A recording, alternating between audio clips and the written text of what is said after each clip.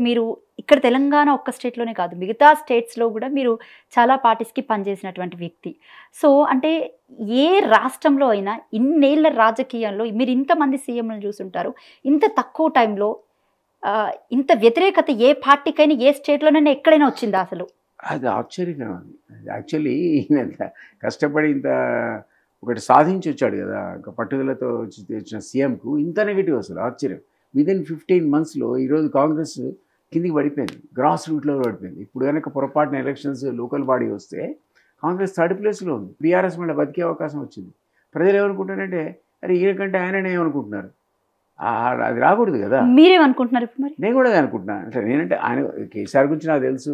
ఇప్పుడు ఒక ఆల్టర్నేట్ రావాలని కోరుకుంటున్నా. నా ఉద్దేశం ఏంటంటే ఒక ఆల్టర్నేట్ క్రియేట్ కావాలి. ఈ సీఎం కూడా పనికిరాడు. ఖచ్చితంగా ఈ సీఎంతో చేత కాదు. ఈయన మార్పుకు ఆయనకు తెలియదు అసలు పాపం. చెప్పేవాడు ఎవడో సలహాదారులు ఎవరో మనకు తెలియదు. ఒకవేళ చెప్పినా కూడా వింటున్నాడా మనిషి? అయ్యో మనకి అవకాశం ఇస్తే మీకు నాకు అవకాశం ఇస్తే మన ఇద్దరం పోయి చెప్పొచ్చు. కానీ అవకాశం ఇవ్వకపోతే ఏం చెప్పుకుంటాం?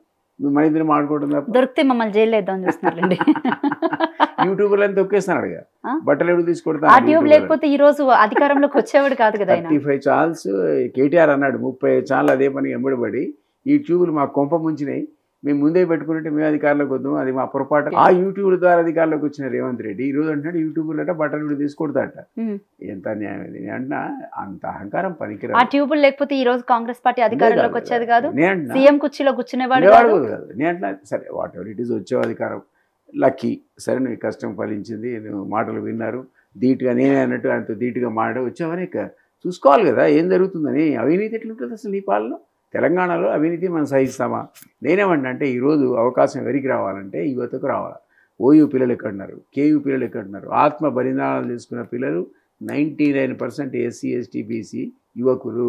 వాళ్ళు ఈరోజు పరిపాలనలో ఉన్నారా? వాళ్ళు కార్పొరేటర్లా, వాళ్ళు మంత్రులా, వాళ్ళు ఎమ్మెల్యే ఎవరు అసలు? వీళ్ళంతా ఎక్కడి నుంచి వచ్చారు వీళ్ళు? అంటే వీళ్ళంతా 90% ఆఫ్ దీస్ పీపుల్ పైరవికారులు, రియల్ ఎస్టేట్ బ్రోకర్లు, అవినీతి పరులను తీసుకొచ్చి మనం సమాజం ఇట్లా చూసుకుంటూ మాలాంటి అట్లీస్ట్ మాలాంటి వాళ్ళం అరే మేము క్యాన్ బి టాలరేట్. అందుకని మేము అనుకుంటున్నాం అంటే మార్పు తీసుకురావాలి. ఆ మార్పుకు దోహదపడాలి. మాకు పదవి రాని రాకపోని ఈ పిల్లలకు రాజకీయ చైతన్యం తీసుకురావాలి. పిల్లలు ఏంటంటే సహజంగా కూడా అంత రిస్క్ తీసుకోవాలని ఎవరు లైఫ్లో అనుకోరు కదా. పిల్లలు పోరాడేంత వరకు పోడారు, అయిపోయిందని మనకు అప్పచెప్పి వెళ్ళిపోయారు. అది మనం దాన్ని సరిగా కనుక తెలంగాణ నడపకపోతే ఎవడు మనం బాటలో పెట్టాలా? అంటే ఇప్పుడు తెలంగాణ తెచ్చుకుని దాదాపు 10 ఏళ్ళు అవుతుంది. ఈ 10 ఏళ్ల కాలంలో కేసీఆర్ మీద వచ్చినటువంటి వ్యతిరేకత ఒక రకమైతే 15 నెలల కాలంలోనే మొత్తం పూర్తిగా తెలంగాణ రాష్ట్రం మరొక ఉద్యమం తలపిస్తుందా ఈ 15 నెలల కాలం పాటు? 15 మంత్స్లో రా మెటీరియల్ తయారు చేశాడు. ఉద్యమం ఎంత అవసరమో ఇప్పుడు మళ్ళీ యువకులు పూనుకోవాల్సిన అవసరాన్ని క్రియేట్ చేశాడు రేవంత్ రెడ్డి. ఈ రోజు ఈ కాంగ్రెస్ ప్రభుత్వాన్ని దించకపోతే లేదా రేవంత్ రెడ్డి కనుక మార్గాలు సరి చేసుకోకపోతే కుంభ మునిగిపోద్ది. 15 మంత్స్లోనే లూటీ చేస్తున్నారు కదా. ఇప్పుడు జిల్లాకు 5 తయారయ్యారు. 33 జిల్లాల్లో జిల్లాకు 5 ఉన్నారు ఇప్పుడు అవినీతి పరులు. అధికార పార్టీని అడ్డం పెట్టుకొని లూటీ చేసేవాళ్ళు. సో ఇది మనం కోరుకున్న తెలంగాణ కాదు. కాబట్టి ఈరోజు ఖచ్చితంగా ఒక సమూలమైన మార్పు తీసుకురావాల్సిన అవసరం వచ్చింది. ఈ మార్పు ఎట్లా వస్తుందంటే యువత పూనుకుంటూ వస్తుంది. Youth can do anything. వాళ్ళంటే భయపడుతుంది. నేను హైదరాబాద్ యూనివర్సిటీ పిల్లలు మనం చూసాం కదా చెట్టు కొడతామంటే నేను అక్కడికి కూడా వస్తా సార్. వస్తా నేను మొత్తం. ఆ పిల్లలు ఏం చేశారు? ఆ పిల్లలు ఎట్లాంటి వార్నింగ్ ఇచ్చారు? ఆ పిల్లలు ఇచ్చిన వార్నింగ్కి ఇక్కడ పోయి పిటిషన్ ఇస్తే సుప్రీంకోర్టు గదిలో ఏమన్నది? చీఫ్ సెక్రటరీని తీసుకుపోయి అక్కడే రూమ్ కట్టించి అందులో జైల్లో పెడతామన్నది. ఈ రోజు వచ్చినదా? ఎందుకు వచ్చింది ఆ చైతన్యం? ఎక్కడి నుంచి వచ్చింది అంటే పిల్లలకు స్వార్థం లేదు కాబట్టి వాళ్ళు సమాజం గురించి ఆలోచిస్తారు. అట్లాంటి చైతన్యం ఉన్న తెలంగాణ యూత్ తిరిగి పూనుకోవాల్సిన అవసరం ఉందని నేనైతే కోరుకుంటున్నాను. రైట్. ఇక్కడ అంటే మీరన్న విషయానికి వద్దాం ఒకసారి. హెచ్సియు విషయంలో ఆ ఉదాంతం ఏదైతే ఉందో అక్కడ సుప్రీంకోర్టుకు సైతం కనిపించిన కళ్ళు, వినిపించిన చెవులు ఈరోజు ఈ తెలంగాణ రాష్ట్ర ప్రభుత్వానికి సంబంధించినటువంటి మంత్రులు కానీ, సీఎం కానీ, లేకపోతే సిఎస్ కానీ వీళ్ళందరికీ ఎందుకు కనిపించలేదు? అంటే అక్కడ జింకల్ని చూసి గుంట నక్కలు అంటున్నారు, అక్కడ చెట్లను చూసి అవన్నీ తుప్పలు అంటున్నారు, లేకపోతే అక్కడ ఉన్నటువంటి ఆ 400 ఎకరాలతో సహా మిగతా 1600 ఎకరాలని కూడా చేసి ఈకో పార్క్, దాన్ని ఈకో పార్క్ అని కాదు ఈగో పార్క్ అని పేరు పెట్టచ్చు. సో దాన్నంతా ఎకో పార్క్ చేస్తామని అంటున్నారు. హెచ్సియుని వేరే ప్లేస్కి తరలిస్తామంటున్నారు. అంటే ఏమనుకోవాలి దీన్ని? అహంకారం.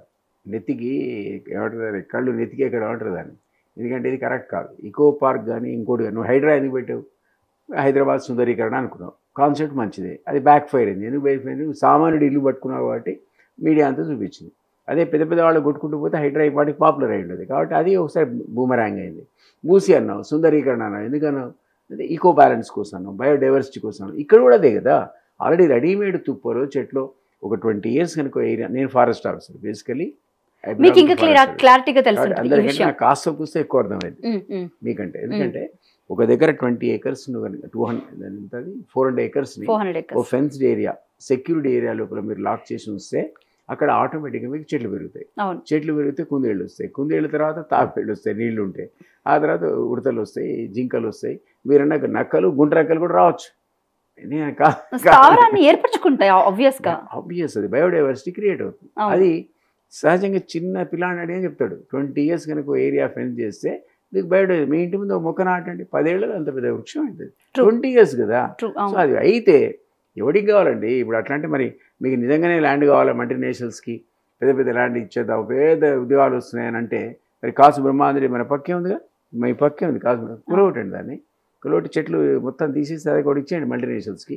ఇందిరా పార్క్ తీసేయండి, ఎందుకది?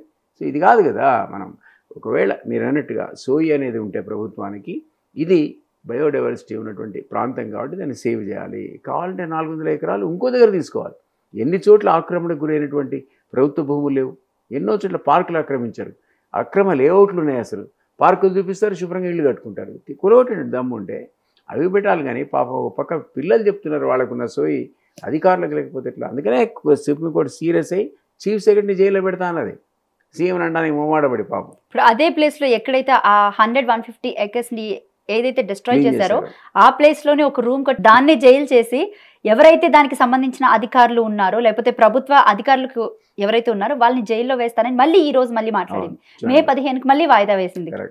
తప్పు కదా మరి. మీరు అంత పెద్ద పెద్ద చెట్లు, ఒక్క చెట్టు మీరు కొట్టాలంటే పర్మిషన్ కావాలి. గుజరాత్లో జరిగినటువంటి ఇన్సిడెంట్కి సంబంధించి సుప్రీంకోర్టులో మనిషి ప్రాణం కన్నా ఒక చెట్టు నరికితే అంతకన్నా పెద్ద నేరం అని చెప్పేసి అని తీర్పు ఇచ్చింది. ఇక మీకు సింపుల్ ఎగ్జాంపుల్ చెప్తాం. మీకు కృష్ణ జింకను వేటాడాడని సల్మాన్ ఖాన్ ఇక 25 years అయినట్టుంది. అవును, పోతులేవు కోర్టుకు హియరింగ్ ఒకటే ఒక జింక.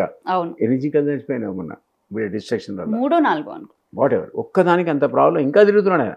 ఎంత సీరియస్ తీసుకుంటుంది కోర్టు అని చెప్తున్నా. ఇంకోటి మీకు అసలు చెట్లను కనుక మీరు ఒక్కటే ఒక చెట్టు మీ ఇంట్లో పెంచి 10 ఏళ్ల తర్వాత మీరు కోర్టులో కూర్చొని ఉండండి, ఫారెస్ట్ అధికారులు వచ్చి మిమ్మల్ని చెట్టు 2 పట్టుకుపోతారు. పర్మిషన్ లేకుండా మీరు కట్ చేయడానికి వీలు లేదు. అట్లాంటి సందర్భంలో ఒక చెట్టు కొట్టడానికి అంత సీరియస్ లాస్ ఉన్నాయి ఇక్కడ ఈ చట్టాలు ఉన్నప్పుడు. ఒక 100 acres నువ్వు రాత్రి 400 బుల్డోజర్లు పెట్టి, గవర్నమెంట్కి ఏం అవసరం అంటే బుల్డోజర్లు పెట్టి కూరగొట్టడానికి? ఏమన్నా సోయి ఉండాలి కదా అసలు. మీరే ఎక్కుంటుంటారు హైడ్రా అని, మూసి అని, సుందరీకరణ అని, బయోడైవర్సిటీ అని, వీళ్ళు ప్రొటెక్ట్ ఇది ఎన్విరాన్మెంట్ అని. మరి ఏ మాటలని ఉత్తమ మాటలు అవి. సో చాలా పెద్ద పొరపాటు చేశాడు. అది కూడా బూమరాంగ్ అయింది. హైడ్రా లాగా, మూసీ లాగా, ఆఖరకు హైదరాబాద్ యూనివర్సిటీ ల్యాండ్స్ కూడా. అది మూసీ రెజర్వేషన్ కి సంబంధించి కూడా డిపిఆర్ రెడీ చేయకుండా అక్కడ ఉన్నటువంటి ఇళ్ళని ఎలా తొలగిస్తారు వీళ్ళు? ఇవ్వాలి అసలు, నీకు డిపిఆర్ ఇవ్వాలి. ఏది డిపిఆర్ అంటే లేదంటే డిపిఆర్ లేకుండా నీకు ఏమవసరం?